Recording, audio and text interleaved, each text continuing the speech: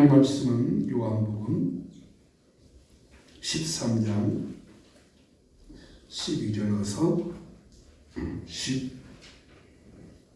15절까지 하나님 말씀을 같이 봉독합니다. 같이 읽겠습니다. 다시 앉아 그들에게 이르시되 내가 너에게 행한 것을 너희가 아느냐? 너희가 나를 선생이라 또는 주라 하니 너희 말이 옳도다. 내가 그러하다. 내가 주와 또는 선생이 되어 너희 발을 씻었으니 너희도 서로 발을 씻어 주는 것이 옳으니라. 내가 너희에게 행한 것 같이 너희도 행하게 하니하여 본을 보였노라. 아멘. 오늘 주신 말씀은 성탄의 재발견이라는 말씀입니다. 성찬식은 예수님께서 죽으시기 전날 밤에, 그러니까 붙잡히신 날 저녁 때 예수님께서 제자들과 함께 하신 식사입니다. 예수님께서 제자들과 함께 하신 마지막 식사 자리죠. 그래서 우리는 최후의 만찬이다라는 말을 합니다. 예수님께서 제자들과 함께 이 만찬하시면서 이상한 말씀을 하셨습니다. 떡을 띄워주시면서 이것은 내 몸이라 이렇게 하셨습니다. 떡을 먹은 다음에는 포도즙을 주면서 이것은 내가 너희 죄를 씻어주기 위해서, 내가 너희들을 씻어주기 위해서 흘리는 피라고 하셨습니다. 제자들은 그 말씀을 들을 때 상당히 어리둥절했습니다. 예수님께서 내가 너희를 위하여 지키는 몸 무엇이고 너희를 위해서 흘리는 피는 무엇일까? 우리는 이 성찬식을 오래 해왔기 때문에 빨리 이 말이 느껴지지만 제자들은 이 첫 번째 행하는 일에 예수님 내가 너희를 위하여 지키는 몸이다, 내가 너희를 위하여 흘리는 피다라고 하실 때는 저게 뭔 말씀인가 의아해하였습니다. 그러면서 이 복음이 전파되는 곳에서는 이것을 행하여서 나를 기념하라고 하였습니다. 그래서 교회가 시작된 이후부터 2000년 역사, 교회 역사 가운데 교회가 세워진 곳에서는, 복음이 전파된 곳에서는 계속해서 성찬식을 행하게 되었습니다. 사람이 태어나는 것은 축하하고 기념하고 축복할 일이지만 죽는 것을 기념한다고 하는 것은 참 이상한 일입니다. 죽음은 추모를 하는 것이지만 또 그분을 기억하는 것이지만 기념하라 하신 것은 참 이상한 일입니다. 그러나 우리는 예수님의 죽으심을 기념하는 종교입니다. 그만큼 예수님의 죽으심이 우리 기독교인들에게는 굉장히 중요하기 때문에, 아니 기독교인뿐만 아니라 모든 인류에게 예수님의 죽으심이 너무나 중요하기 때문입니다. 그래서 모든 종교는 죽음을 슬퍼하고 애통하지만은 기독교만큼은 죽음을 기뻐합니다. 그래서 모든 사람이 죽음을 슬퍼하지만 기독교는 마음의 죽음을 위해서 슬퍼도 할 수 있지만 마음속 깊이는 기쁜 것입니다. 마음으로는 기쁜 겁니다. 우리 그걸 가지셔야 돼요. 기독교인은 내 부모님이 돌아가셨다, 내 가까운 일가 친척이 돌아가셨다, 마음으로는 슬픔이 있죠. 그러나 마음속 안에서는 기뻐해야 됩니다. 왜? 천국에 가셨기 때문입니다. 아멘. 천국에 가셨기 때문에 이런 양면성이 있습니다. 그러나 이때 당시에 제자들은 예수님께서 죽음을 언급하셨을 때에 이 비밀을 알지 못하기 때문에 어리둥절했고 슬퍼하고 근심을 하였습니다. 그런데 더 이상한 것은 예수님께서 성찬식을 하시면서 이상한 행동과 이상한 말씀을 또 하셨습니다.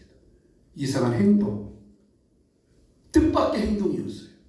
이상한 말씀, 뜻밖의 말씀이었습니다.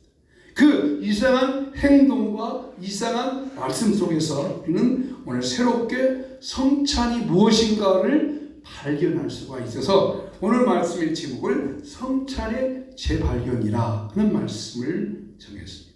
첫째, 예수님의 이상한 행동을 한번 살펴보겠습니다.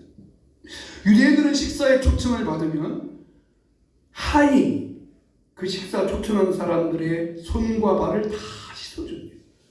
그게 그들의 문화였어요. 문화. 식사하는 자리에서. 자, 그러면 예수님과 12 제자들이 함께 식사하고 있으니까 어떻게 해야 돼요? 손과 발을 씻어야 되잖아요. 근데 아무도 손과 발을 씻어주려고 하지 않아요. 왜? 왜 그럴까요? 그 안에는 뭐가 없어서? 하인이 없으니까. 하인이 없으니까.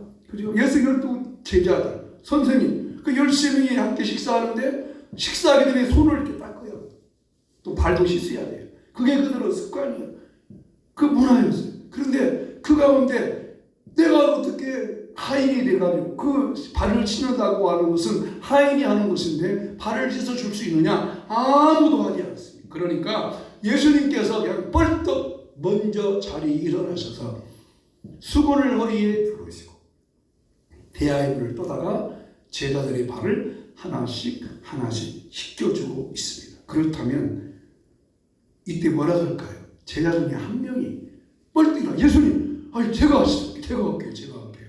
라고 해야 되는데 그렇게 하는 노자에다 미움도 없었습니다. 그래서 그냥 예수님이 씻어주니까 씻어주나 보다 하고 다 기다렸습니다. 베드로 순서가 왔습니다. 베드로가 말하면 예수님 제 손과 발을 씻어주시려고요? 아이고 안 됩니다 라고 하자 예수님께서 내가 너의 손과 발을 씻어주지 아니하면 너하고 나하고 아무런 상관이 없다 라고 하니까 이 베드로 하는 말 보세요. 예수님 그러면 내 머리도 좀 감아주세요. 참 철다스리 없는 질문이잖아요. 그때 예수님께서 말씀하십니다. 손과 발을 모욕한 자는 이미 모욕한 사람은 손과 발밖에 씻을 필요가 없다라고 하셨습니다. 그리고 제자들이 모두 12명의 제자들의 발을 다 씻겨주고 수건으로 발을 다 닦아주셨습니다. 왜 예수님께서 성찬식을 하시기 전에 이상한 행동을 하셨을까요? 여러분 지금까지 살아오신 동안에 누군가의 발을 씻어준 적이 있으신지요? 물론 아이들이 자랄 때는 애들 발도 씻어주시겠죠. 그러나 성인이 되어서 누군가의 발을 씻어준 일이 있으신가요? 특별한 경우를 빼고는 아내가 아팠다든지 남편이 아팠을 때는 할 수 있지만 그런 경우를 빼고 그냥 평상시에 누군가의 발을 씻어준 적이 있을까요? 아마 없었을 거예요. 몇 년 전에 아버지 학교라고 하는 훈련을 받았어요. 목사님들이 모여서 아버지 학교를 봤는데 그 순서 중에 프로그램이 아내를 초청해서 아내의 발을 씻어준 적이 있었습니다. 그러나 우리가 평상시에 누군가의 발을 씻어준다고 하는 것은 할 수도 없고 하지도 않았고 아무것도 안 했습니다. 근데 예수님께서 왜 일을 하셨을까? 요한복음 13장 14절 15절 이번 주 요절 암송 중간인데 한번 같이 읽어보겠습니다. 천천히 읽어야 그 의미가 들어와요. 시작. 내가 주와 또는 선생이 되어 너희 발을 씻었으니 너희도 서로 발을 씻어주는 것이 옳으니라. 내가 너희에게 행한 것 같이 너희도 행하게 하려 하여 본을 보였노라. 당시에 발을 씻어주는 것은 종이나 하인이 하는 일이에요. 그런데 예수님의 12 제자 모임에는 누구도 내가 당신의 종이다, 당신의 하인이다, 그러니까 당신 발 내놔라 씻어주려고 마음을 가질 사람이 한 사람도 없으셔서 예수님께서 그들에게 본을 보여주시려고 내가 주와 선생이 되었는데 내가 주와 선생이 되었으니까 누가 누구 발을 씻어줘야 너희들이 내 발을 씻어주지 않느냐. 식사하기 전이니까 너희들이 물을 떠다가 내 발을 씻고 내 손을 씻어주지 않느냐. 근데 아무도 안 하니까 내가 너희에게 본을 보이려고 이것을 행하였으니 너희도 서로 발을 씻어 주어라고 하였습니다. 그렇습니다. 아랫사람이 위에 사람 발을 씻어준다고 하는 것은 당연한 것이죠. 근데 지금 제자들은 자기 선생님 발도 씻어주지를 않았어요. 밑에 있는 사람이 위에 사람 발을 씻어준다고 하는 것은 당연한 거예요. 섬겨주니까. 그러나 왜 제자들이 서로 발을 씻어주지 않았을까요? 이런 마음이 아마 그들 가운데 있었을 것 같아요. 내가 네 발을 씻어줘? 내가 너보다 못한 게 뭐야? 네가 내 발을 씻어줘? 내가 네 발을 씻어줘? 하는 그런 마음이 그들 마음 가운데 있었습니다. 그렇습니다. 우리 마음 가운데 다 이런 마음이 있습니다. 내가 먼저 네 발을 씻어줘? 네가 나를 씻어줘야지. 그러잖아요. 그래서 이런 마음 때문에 서로 손 내밀지 못하고 서로 잘못했다고 말하지 못하고 부부 사이의 싸움하면 누가 먼저 여보 내가 잘못했어 라고 말을 합니까? 서로 마음의 다툼이 있었습니다. 오늘 이 마음이 우리 가운데 있다는 것입니다. 결국 예수님께서 우리에게 보여준 교훈은 너희들이 서로 섬겨주고 도와주고 용서해주는 마음을 가져야 한다고 하는 것을 우리에게 보여주고 있습니다. 우리 공동체 안에 같은 계급끼리 같은 사람끼리 같은 부인끼리 서로 섬겨주는 것이죠. 서로 도와주는 것이죠. 저는 이 말씀을 묵상하다가 참 그 생각이 들었어요. 아니 제자들의 발을 예수님이 씻어주면 중간에 한 사람이라도 아이고 예수님 제가 올게요 라고 해야 하는 것이 정상이잖아요. 그러죠? 근데 아무도 그런 거 하지 않고 베드로마저도 예수님만하고 상관이 없다면 나 머리까지 좀 감아주세요 이렇게 말을 했으니 얼마나 철다성이 없습니까? 이것은 바로 오늘 저와 여러분의 마음속에 이렇게 누군가를 좀 높여주고 섬겨주고 인정해주는 마음이 없다는 거예요. 서로 물고 뜯으려고 그러고 서로 잡아당기려고 그러고 서로 주저앉히려고 하는 마음은 있지만 높여주는 마음이 없다는 것입니다. 진제 금산사 입구에 가면 금산교회라고 하는 교회가 있습니다. 선교사님에 의해서 세워진 교회인데 기역자교회예요. 기역자교회는 남자석, 여자석을 따로따로 앉기 때문에 기역자교회예요. 제가 80년대 초 신학교 다닐 때 이 교회 가서 성경학교도 했고 수요일날 그 기역자교회 강단에서 설교도 한번 했어요. 근데 그 교회에 아주 성경의 본을 보이신 조덕삼 장로님이라는 분이 계십니다. 이분의 이 조덕삼 장로님은 그때 당시 거기에 유지였어요. 많은 땅을 갖고 있었고 그래서 종들도 많고 머슴도 많고 그 지역에 사는 주민들이 가히 조덕삼 씨의 다 이렇게 혜택을 누리며 사는 그런 분인데 이분이 선교사님 만나서 복음을 듣고 예수님을 영접하고 그 기역자 교회 예배당을 건축을 했어요. 근데 이제 교회가 좀 이렇게 커지니까 교회에서 장로님 투표하는 일이 있어졌어요. 장로님 투표. 자, 누가 장로님이 됐겠어요? 조덕삼 장로님이 조덕삼 씨가 자인이 장로님으로 표가 제일 많이 나와야죠. 그런데 이제 이 공동해가지고 투표하는데 의외의 결과가 나왔어요. 조덕삼 씨는 떨어지고 이자익이라는 사람이 됐어요. 근데 이자익은 누구냐면 그 조덕삼 씨의 자가용 운전기사였어요. 그때 자가용은 마부였습니다. 이 조덕삼, 이자익 씨 너무너무 가난하고 아주 가난해서 저 경상도에서 무로 해서 전라도까지 와서 그 조덕삼 씨 집에서 모슴살이 하고 있었습니다. 그러니까 당연히 조덕삼 씨가 되는데 이자익 씨가 되니까 교인들이 웅성거리기 시작했고 그 공동회를 주관하는 목사님도 어리둥절하게 되었습니다. 상황이 이상해졌죠. 그러자 조덕삼 씨가 뻘떡 일어났어요. 어디 갔겠어요, 조덕삼 씨가? 간집에 간 줄 알았어요. 삐쳐가지고. 그런데 조덕삼 씨가 삐쳐가지고 교회관 앞에 나가서 딱 쓰는 거예요. 큰일 났다. 저 사람이 원마디 하겠네. 그 난리가 난 거예요. 뭐라고 했을까? 그런데 조덕삼 씨가 이렇게 말했습니다. 사랑하는 성도 여러분, 참 잘하셨습니다. 오늘 금산교회 장로님 잘 뽑으셨습니다. 이자익 씨는 우리 집에서 일하는 모습입니다. 그러나 이자익 씨는 나보다 믿음이 훨씬 좋습니다. 주시는 이자익 씨는 나보다 성품도 훨씬 좋습니다. 이자익 씨는 나보다 기도도 많이 합니다. 이자익 씨는 나보다 헌금도 많이 합니다. 누가 더 많이 해요? 이자익 씨가 많이 하겠죠? 조덕선씨가 많이 하겠어요? 조덕씨가 많이 하죠. 그러나 이자익 씨가 나보다 헌금을 많이, 나는 있는 가운데 헌금하지만 이자익 씨는 없는 가운데도 헌금을 잘합니다. 잘하셨습니다. 오늘이 금산교회 축복의 날입니다. 여러분 감사합니다. 내가 이자익 씨를 장로님으로 잘 보독해 섬겨서 우리 금산교회를 잘 세워 나가겠습니다. 야, 이게 금산교회에 전해지는 순교의 역사. 그 조덕삼 씨가 우리 옛날에 국회에 도와준 조세영 씨, 김제 조세영 씨의 할아버님이었습니다. 여러분 지금도 그 금산 그쪽에 아마 조씨들이 많이 계신 것 같아요. 얼마나 아름답습니까? 얼마나 귀합니까?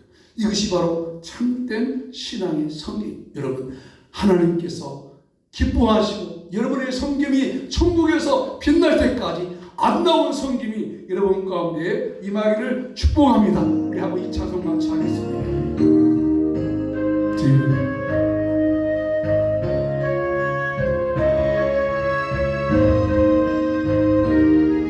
1절만 같이 하겠어요? 당신의 그 성김이 천국에서 해같이 빛나리 당신의 그 겸손이 천국에서 해같이 빛나리 당신의 그 믿음이 천국에서 해같이 빛나리 당신의 그 정성이 천국에서 해같이 빛나리 아멘. 주님이 기억하시면 족하리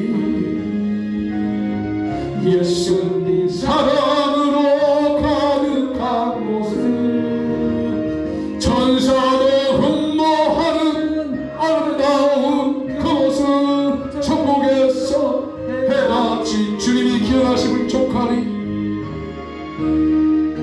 주님이 기억하시면 족하리 예수님 사랑으로 가득한 곳은 천사도 흠모하는 아름다운 그곳은 천국에서 해같이 빛나리 아멘. 여러분 인간은지라 누구든지 내가 헌신하고 수고한 것은 알아주는 것을 좋아합니다. 교회에서도 칭찬하기를 바라고 교회에서 어떤 예물을 하거나 헌금하거나 어떤 헌물을 하면 이렇게 알아주기를 바라는 것이 인간의 공통적인 마음입니다. 그러나 우리가 그렇게 알아주지 않더라도 주님께서 천국에서 해같이 빛날 것을 생각하면서 나는 낮추고 너를 높여주는 의미가 이 성찬 예식 속에 있다는 거예요. 그것이 성탄의 재발견입니다. 그리고 이 성찬 예식을 통해서 여러분 아름다운 섬김과 희생과 헌신의 마음이 여러분 속에 임하기를 예수님 이름으로 축복합니다. 두 번째, 예수님의 이상한 말씀이셨습니다. 예수님께서 이렇게 성찬식 하시면서 만찬하시면서 제자들만 하나씩 다 씻어주고 발까지 씻어주니까 제자들의 마음이 얼마나 미안한 마음이 있겠어요. 아이고, 내가 해야 할 일을 예수님이 하셨구나. 내가 해야 할 일을 예수님이 하셨구나. 참 미안하다 이런 마음을 갖고 있었는데 이제는 예수님께서 충격적인 말씀을 하셨습니다. 어떤 말씀을 하셨을까? 마태복음 26장 21절 읽어보겠습니다. 시작. 그들이 먹을 때에 이르시되 내가 진실로 너희에게 이르노니 너희 중에 한 사람이 나를 팔리라 하시니. 야, 폭탄 선언이에요. 저 음식을 잡으시는데 만찬하시는데 예수님께서 너희 중에 하나가 나를 팔리라. 다들 12명의 제자들은 깜짝 놀랐어요. 아니 이게 무슨 말씀이야? 무슨 말씀이야? 그리고 그들이 서로 말합니다. 예수님, 나는 아니지요. 저는 아니지요. 저도 아니지요. 다 돌아가면서 서로 눈치를 보면서 어떤 놈의 새끼가 예수님 판다는 거야? 어떤 놈이야? 어떤 놈이 하면서 예수님, 나는 아니지요. 나는 아니지요. 하면서 말을 합니다. 그때 예수님께서 더 심각한 말씀을 하십니다. 나와 함께 그릇에 손을 넣는 자가 나를 팔리라 하셨습니다. 그때 예수님이 그릇에 손을 다 얹는데 누구의 손이 왔냐면 가룟 유다의 손이 다 왔습니다. 그때 가룟 유다가 예수님 보면서 이렇게 말, 예수님, 나는 아니지요? 라고 말을 합니다. 자, 한번 그 대답, 그 다음에 말씀을 보세요. 그 다음 절 말씀. 나는 아니죠 하니까 예수님께서 자, 예수를 파는 유다가 대답하여 이르되 라비여, 나는 아니지요. 대답하시되 내가 말하였도다 하시리라. 자, 유다가 예수님 뭐라고 불러요? 랍비요. 랍비는 선생이라는 뜻이에요. 유다가 예수님께 뭐라고 불러야 할까요? 예수님 불러야죠. 근데 뭐라고 불러요? 랍비요. 자, 한번 여기에 성찬식 그림 한번 보겠습니다. 자, 이게 성찬식 그림이에요. 미켈란젤로가 그렸던 성찬식 그림인데, 자, 예수님은 딱 누군가 보이죠? 가운데. 예수님 오른쪽에 있는 사람이 누구냐면 베드로입니다. 베드로가 가장 오른쪽에 앉아있어요. 그리고 그 옆에가 안드레가 있어요. 그리고 그 세 번째 사람, 오른쪽으로 세 번째 유다가 이렇게 있어요. 그리고 오른쪽에 첫 번째 사람은 요한입니다. 예수님이 가장 사랑받는 사람. 그러니까 지금 이 자리에서 가룟 유다가 예수님과 함께 손을 드는 장면은 여기 안 나타났지만 손을 드는 장면을 예수님께서 가룟 유다가 예수님 라고 안 불렀죠. 랍비여, 나는 아니지요 라고 하니까 예수님께서 네가 말했다. 자, 여러분 어떻게 이 말을 받아들여야 할 것 같습니까?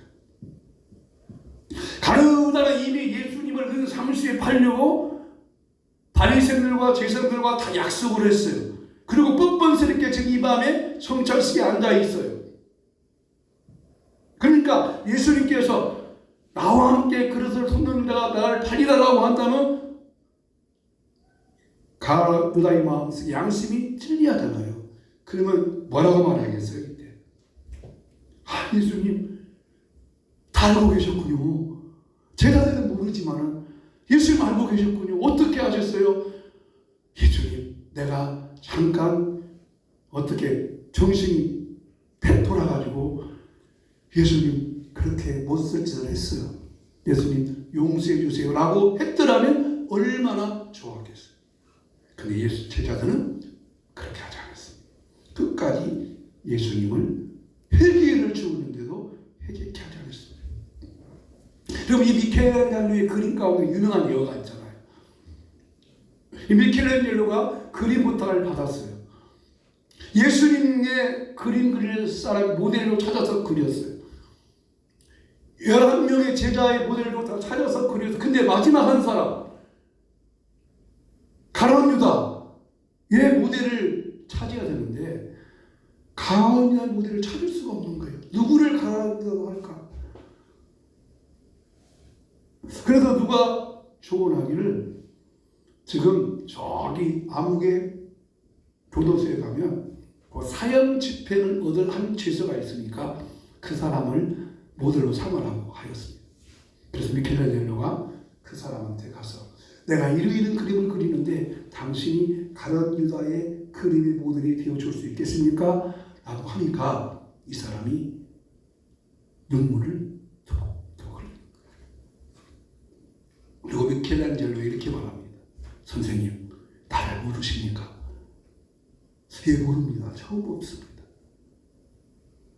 선생님, 몇 년 전에 선생님께서 모델을 찾으러 다닐 때 예수님 모델로 했던 사람이 저입니다. 충격이죠. 한 사람은 한 번은 예수님이 보대였고 한 번은 다른 여자의 보대였어요. 그 사람이 미카엘로가 예배드리는데 찬양대에서 찬양한 모습이 너무 천사 같은 거예요. 너무 아름다워. 너무 예쁜 거예요. 너무 아름다운 거예요. 근데 그 사람이 뭐 하니까? 타락하니까 저 지금 사형노의 집병을 기도하기는 그 사람이 되었다는 겁니다. 그렇다면 오늘 여러분, 너희 중에 하나가 나를 팔리라 하는 이 예수님의 말씀을 우리가 어떤 마음으로 받아들여야 하겠습니까? 나는 예수님을 팔지 않았다고 그 말씀 때문에 자유할 수 있습니까? 제자들이 나는 아니죠, 나는 아니죠라고 했지만 이들이 예수님을 가룟것처럼 은 30에 팔지 않았기 때문에 나는 자유할 수 있습니까? 아니에요. 그렇지 않죠.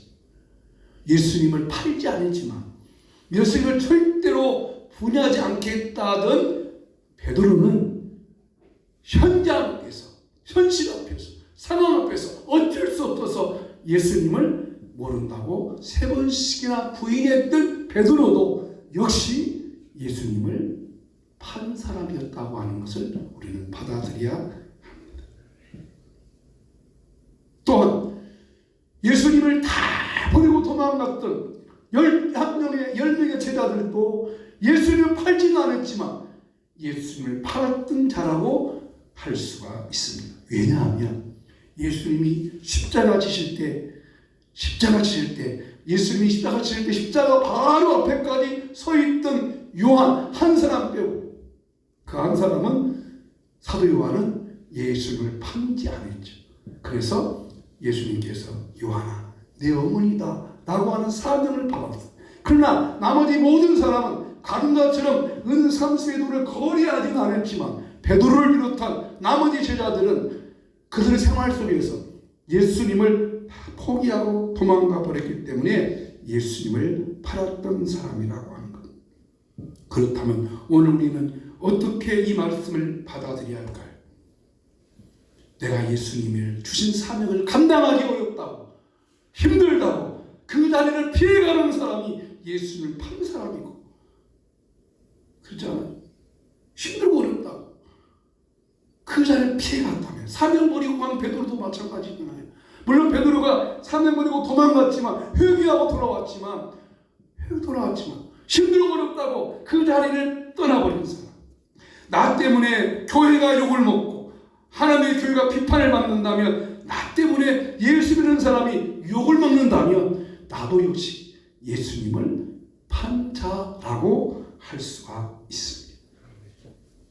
그렇기 때문에 마지막 3번째 우리가 생각할 것은 그렇지 않기 위해서 3번 보겠습니다.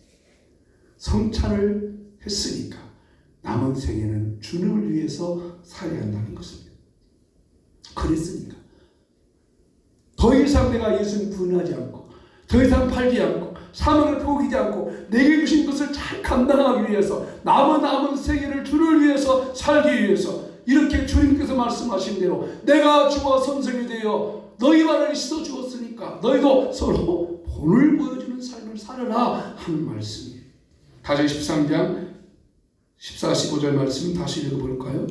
내가 주와 또는 선생이 되어 너희 발을 씻었으니 너희도 서로 발을 씻어주는 것이 옳으니라. 내가 너희에게 행한 것 같이 너희도 행하게 하리 하여 본을 보였노라. 아멘. 이 성찬을 할 때는 우리 마음에 이런 마음이 들어있어요.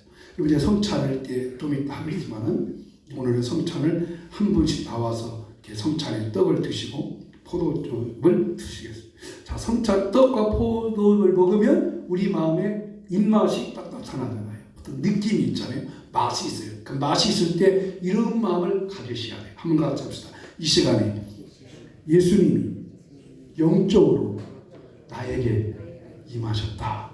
아멘. 영적 임재설입니다. 내가 성찬을 먹을 때, 떡을 먹을 때, 포도를 마실 때 내 입 끝에서, 혀 끝에서 입맛이 느껴질 때 믿음으로 이렇게 받아들이셔야 돼요. 나는 죽을 수밖에 없는 죄인인데, 나는 예수님을 삶의 현장에서, 생활의 현장에서 내가 어렵고 힘들다고 예수님 모른다고 부인할 때가 많고 떠나볼 때가 많은데 그래도 이 떡을 먹고 이 단을 마심으로 다시 회복하라 하는 마음을 주셨다. 예수님 감사합니다. 나의 죄 위해서 피 흘려주셔서 감사합니다. 나의 남은 생에 주를 위해서 살겠습니다. 다짐하는 것이 성찬 예수님 일로 믿습니다. 이것이 성찬의 영적인 예식. 그래서 예수님과 나와 이제 하나가 되는 것은, 여러분, 육으로 나온 것은 육이라고 그랬어요. 육으로 나온 것은 육이라고 하는 것은 인간의 육으로 나온 것은 육으로 끝나는 거예요. 그러나 육으로 나지 않고 성령으로 거듭나는 것. 물과 성령으로 거듭나는 것. 예수님께서 십자가에 죽으실 때는 모든 인간과 함께 똑같이 죽었지만 예수님의 부활하심은 전혀 신비적인 부활. 사람이 태어날 때는 어머니의 양수로 터져서 태어났지만 또 한 번 우리가 영적으로 태어나는 것은 예수님의 보혈의 피로서 태어나서 새로운 사람으로